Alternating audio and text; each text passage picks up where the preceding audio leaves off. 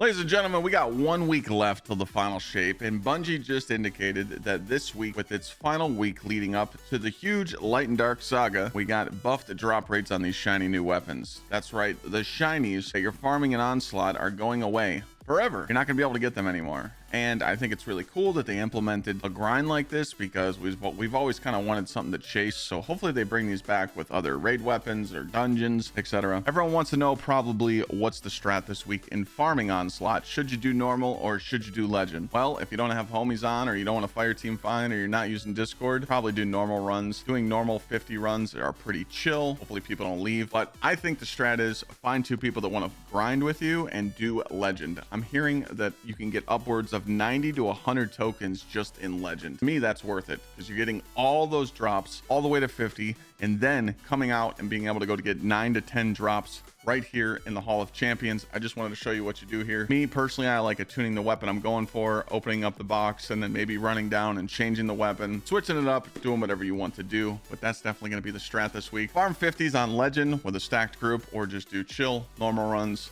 I've done both. I feel like sometimes on normal I actually get better drops. I know it's just copium, but I knew that question was going to be asked, so I wanted to throw it in the video. So I wanted to go over some last minute weapons that you can get this week. We're not mentioning every single one. I got 8 weapons on this list. If you want to farm the other 4, go for it. But we're going to be going over Recluse, Mountaintop, Secession, Luna's Howl, Hammerhead, Forbearence, Edge Transit, and Midnight Coup. I feel like the other weapons are PvP based or just stuff that we already have. I'm just going to go over the weapons, why I like them, what roles you could farm for this week, and get your last minute rolls. Or if you don't need to, maybe get lucky and get a couple shinies that you don't have, so we can enhance these perks. Remember, when June 4th comes, we're going to be able to enhance the perks on the weapons, just the perks, not the barrels and the magazines like you can do on adept weapons. Bungie wanted to keep that strictly for the adept weapons in the raid. If you have an Edge Transit with Envious Assassin and Bait and Switch, you're going to be able to enhance both those perks, which is really cool. First up, we got the Recluse. Everyone knows that we've terrorized the game when this OG came out, and now that it's back, I feel like it's a really good weapon that people can get. If we're switching off the solar meta this season, pretty much everyone's running solar weapons because of incandescent and the artifact mods. But next season, what if it plays into void? I mean, they're giving us a really cool new Void Titan super prismatic, and also, I mean, who doesn't love free overshields and unlimited devour and volatile rounds? So anyways, starting off with the Recluse, what you're seeing here in the footage is me using repulsor brace with Frenzy. So I'm getting a damage perk, a healing perk, an overshield, and reload. Again, these are the popular trait combos that the community goes for. Pretty much every single trait that I'm going to be going over for these weapons,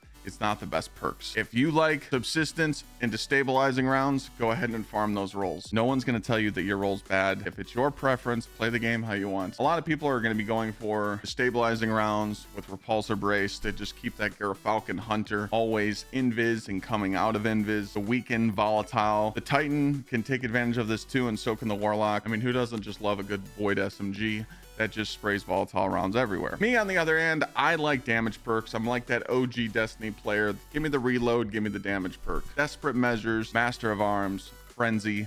That's kind of my go-to. So what I like to do is get all 3 of those, put them in my vault, see which one I like the best next season, and go from there. I could pair it with subsistence, although having subsistence on a submachine gun in hard end game content, it definitely falls off. So playing into your reload like Feeding Frenzy or repulsor brace for the overshield could definitely help you out. Next up, we got the Mountaintop. Everyone knows when we had this back in the day with the Lunas reloading well, we would just spam Mountaintop at bosses and absolutely embarrass them. But now, since Mountaintop's a good swap weapon, having stuff on it like Vorpal recombination or overflowing the magazine with Ambitious is really good for us to stack up those damage perks with our heavies and our energies, and then just being able to pull out the Mountaintop and just hit a good shot is always good. And Mountaintop's actually hitting pretty hard. It's doing more than like a fusion rifle would do and a sniper would do. So having Mountaintop to just help you out with that clear and being able to spam your energy weapon, and knowing that a big ogre comes right in front of you, you're able to just pull out the Mountaintop and get the kill. Some of the roles that people are farming for this season is definitely the auto loading with recombination, just being able to stack up the recombination times 10 and then pull that out and get that huge buff shot. And even if it's not buffed, it's still doing great damage. Going after like auto loading Vorpal is going to be doing a little bit less damage, but it's a flat 15% on a special weapon. So if that's what you get, you don't have to like really freak out and farm nonstop for the auto loading recombination. Hopefully you get a shiny and you can get damage perk options like Frenzy, Vorpal, or recombination. Those are like the main 3 here though. The role I have not got yet and I want to farm for this week is like Ambitious Assassin assassin with like frenzy. That way I can just get a kill with it, and then it's going to overflow the magazine, and I can just pretty much keep spamming it. I don't know if it's good, but I would definitely wanted to try that out. Go for spike or implosion rounds. Implosion rounds actually do more damage on Mountaintop if you get a barrel perk to lower your blast radius. So you want to get that quick launch or hard launch to lower the blast radius of Mountaintop, and then when you put implosion rounds on, it's going to do a little bit more damage. I don't know why this works with Mountaintop like this, pretty much because that's how grenade launchers are. The lower the blast radius, the more they do, but implosion rounds kind of surprised us. So if you don't believe me, just test it out yourself. You get one with spike and implosion, see which one does more damage, and you'll see for yourself. Next up, you need a good sniper, right? Hard hitting secession is really good. If you use like secession and then use like supremacy from Last Wish, you got a hard hitting sniper and a rapid fire sniper. Not everyone can do deep stone crypt, not everyone can find raid teammates, so being able to just farm this raid sniper in Onslaught is definitely the way to go. Hands down, the best perks to go for is anything with reconstruction. So you got reconstruction vorpal, reconstruction firing line. You could do lead from gold, but I would not recommend it. The reason why this sniper is so good is it hits hard, having that reconstruction on at all times, being able to have it always reloaded when it stows, and when you pull it out to have a nice full magazine is great for hard-hitting endgame, and also like taking the gaze on like Golgoroth. Overall, it's just a really good sniper, and if you don't have a good kinetic sniper, you should definitely farm for the secession. Luna's Howl is definitely going to be something you're going to see a lot in PvP. I'll give a call out here for the PvP role. Slide Shot Precision Instrument and Slide Shot Magnificent Howl are definitely what the PvP players are going for, and having the max range that you can on this thing. But a lot of people have been using it in PvE. That heal clip with Incandescent is always going to be proccing your solar subclass and be proccing like Benevolence, proccing your abilities to charge faster. Using a hand cannon next season might not be the same because we're going to be losing like all those solar explosions, but again, just wanted to give this a good call because it's a community favorite and a lot of people are using it. If you want to get one for PvP or PvE, this is definitely on the list for you to farm and snag one this week. Hammerhead's up next. You can get 219 bullets in this. I could even go higher if I used backup mag, but I didn't want to switch my mods. You get 219 in this magazine. All you have to do is have something with Envious. I like Envious Killing Tally, and just being able to proc this with extended mag is huge. Get some kills with your special, pull out your machine gun, stow it, get some kills with your primary, pull out your machine gun, and with that extended mag, going to give you 219 bullets. Like I said, just nice to be able to pull this thing out and just slay a whole lost sector with it, or play the edge you're killing with a machine gun that has over 200 bullets. Now, there is a role, Rampage Killing Tally, that is going to give you 2 damage perks. It's got a low magazine, but I think just being able to hit that hard with 2 damage perks is insane. It's a role I don't even have yet, so hopefully I get this week. If you don't have Hammerhead, like Commemoration or other void machine guns in the game that are craftable, Hammerhead's definitely for you, especially with Gsxrclyde or any void build. Just being able to get kills with it, make orbs, pick up Devour, etc. You know the deal. I would definitely not go into Final Shape without a machine gun like this, because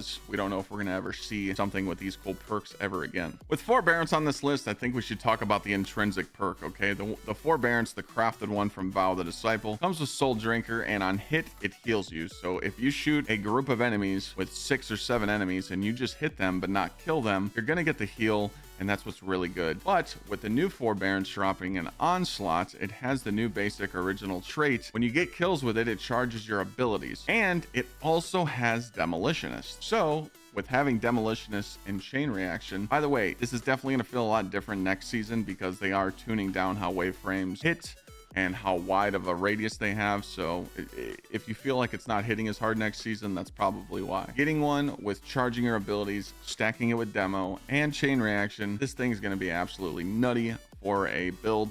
Arc Titans, I mean, pretty much any arc build this thing's just going to slap with, making ionic traces and just charging your abilities even quicker. I was using it on my Titan with Heart of the Most Light, kind of feeling like the old days on my Arc Titan, but I don't have the demo roll yet. I'm definitely going to be farming for that this week, simply because, you know, my RNG was pretty terrible. But my crafted version has Ambitious Assassin with Chain, and they're both enhanced perks. But with Demo Chain, I'll be able to enhance those perks as well in the final shape. Edge Transit's pretty much been the go-to GL this season for damaging in Pantheon raid bosses. I mean, this thing is cooking normal raid bosses, absolutely going huge on DPS with Void Surge Week, and some people are even using it when they don't have like a Strand GL for a Cataphract, and they're just using triple surges. Pretty much don't sleep on this GL, and make sure you get one for the final shape. most people are going for Envious with bait and switch, also Cascade bait and switch just to get that rapid fire proc. But just being able to pull out your GL like this and just proc bait and switch with the Mountaintop 2 to add to your damage and just dump and kill a boss is pretty much free. You just got to get used to procking your Envious and doing your damage rotations. Even if you don't have an Envious bait and switch, a lot of people like using auto loading bait and switch, and here's why. You could shoot your kinetic, your energy, when you get to your GL, just dump all your shots, reload it, and dump again. You'll be able to get 2 magazines out before bait and switch runs out, and it's kind of just easier. So you could stow the weapon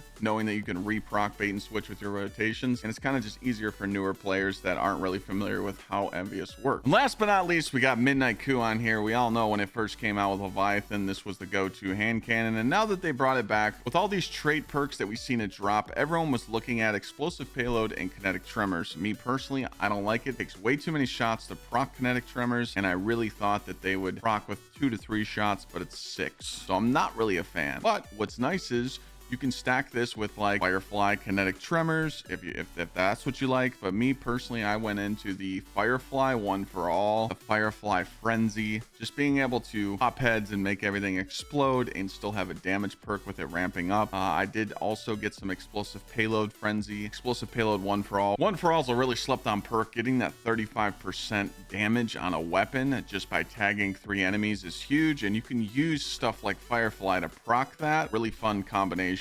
But again, a lot of people are probably using their Fate Bringers still because they're liking their explosive payload frenzy. But again, this is just something if you don't have raid groups, and it's something you should definitely grab and get a nice shiny. You can get a PvE roll, a PvP roll. Kind of totally up to you. If you want to use hand cannons in final shape, this will definitely be one of the ones that you'll see everybody using. Now, if you made it to the end of the video, you're probably like, Clyde, where's the blast furnace? Where's the LCs? Where's the hung jury? And where's the fallen guillotine? Those are stuff I just feel like you don't need in the last week. If you got rolls, great.